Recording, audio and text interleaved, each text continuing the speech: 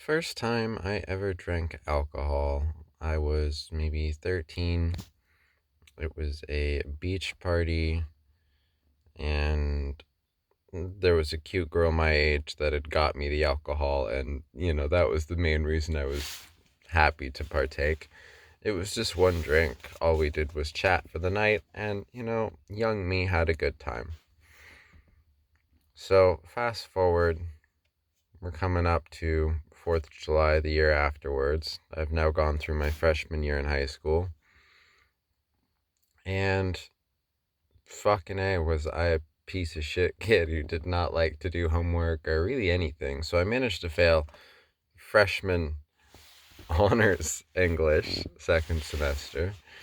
Yeah, honors English. I didn't fail regular English, failed honors English by like 0.5% too, but I had it coming. My teacher worked with me, told me I had to pretty much ace the last of everything that we had coming, and damn was I close. But I didn't study for the Shakespeare test because I don't need to study for tests.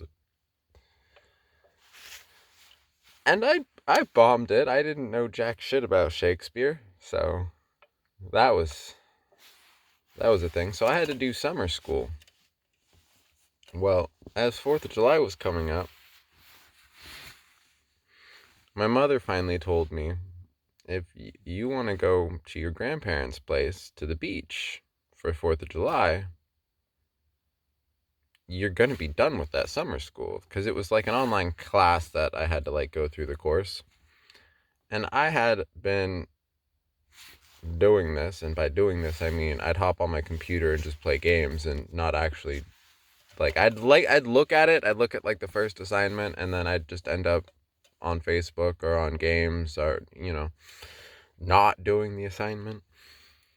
Well, finally, I got this ultimatum 3 days before I'm supposed to leave for this trip to my grandparents for the 4th of July that if I'm not done before this weekend, I'm not going. So I went to the school so I could be in person, hopped on those computers so I couldn't play my games, and in 3 8-hour days, knocked out the entire second semester of freshman English online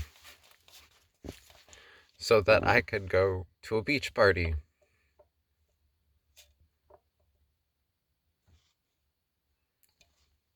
So, the reason I bring this story up now is, I'm currently living in a car with my little puppy. And before this, I spent 9 months living with a relative fairly cheaply.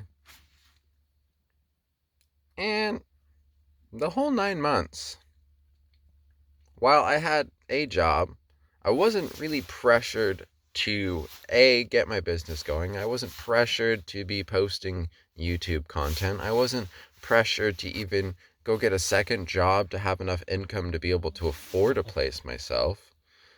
And lo and behold, my tongue got me kicked right on out of the situation I was in well before I was going to be. And oddly enough, what happened the second I got kicked out? I went and found another job. I'm finding people who could maybe watch my dog, another thing that I wasn't doing at all. I am looking for places to rent, something that I hadn't been doing at all. I've been posting content to YouTube, something I hadn't been doing at all. I've been, you know, doing all sorts of things that prior to that situation I hadn't even been trying to do. Some of the people I've been working with my mentorship stuff, I've actually been going, hey, pay, like if you want another session, I would like you to pay if you can afford it, which is something I had a hard time doing before the pressure kicked in. So what's the moral of this story? Sometimes the reason you do the essay the night before it's due is that's where there's the pressure to do it. Up until there was the pressure to do it, you weren't going to do it. That's just how it was. That's just kind of how we work sometimes. You know, a lot of those kids in there, when they saw me in there for 3 days, were like, what the actual fuck? We've been in here all goddamn summer, 4 to 5 days a week, working on this, which, don't get me wrong, they failed regular freshman English, and they probably failed it because they were actually struggling with it, not because they were being a smart ass who didn't want to do their homework. But I was able to go in and out in 3 days because I had the proper motivation. I wanted to see girls and maybe get a chance to drink alcohol. And so I got the shit done. And now it's like I want a roof over my head. Part of that's because I want a significant other. Let's be honest, the mating process has a lot to do with all of this. What motivated me back then is what motivates me right now. I want to be able to have a family. I want to have a roof over my head for my family. And it was the pressure, it was realizing. I mean, honestly, I realized all this even when I was living with the family member. I knew, like, at some degree, I wanted to be able to provide and have these things available, and that's not something I was doing. And that current situation, the hours I was working, the jobs I was working, the amount of money I was expecting from clients was not enough to provide for a family, and it's only starting to get there now that I'm living in a car. And I find that fascinating because it's not like I didn't know that's what I wanted, but it was the added pressure of not being able to be complacent. There have been, I mean, this is one of those situations in my life. I've had a couple people go, okay, well, why don't you just beg the man and say, I'm sorry, I shouldn't have said what I said, and go live with them. And it comes down to, I am happy that I am off my ass doing the things that need to get done. Sometimes you just gotta move on. Sometimes when the right thing to do is not to go back to what's comfortable. It's to lean into the discomfort, grow, and become the person you want to become. Use the pressure, use all the forces, and encapsulate them. Like, if you've got a bunch of gunpowder and the gunpowder just goes off, like if you ignite it, something we used to do on the 4th of July all the time is we'd make our own fireworks. And so we'd take the splash powder, and I learned real quick that I assumed, little kid me, that you would take like a bottle of Gatorade, a plastic jug, and if you were going to fill that up to make a firework, I'd be like, oh, you'd fill it up like 3/4 of the way.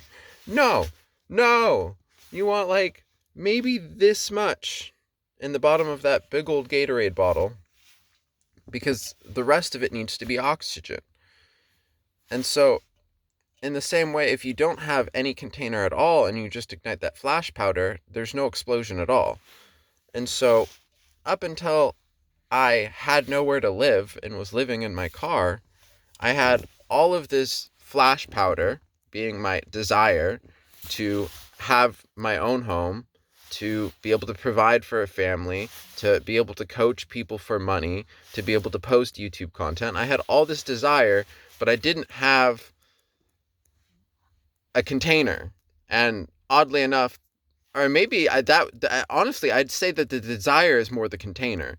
I'd say I really didn't have the flash powder at this point, which was, the situation that's like, oh shit, well, I'm in my car. I,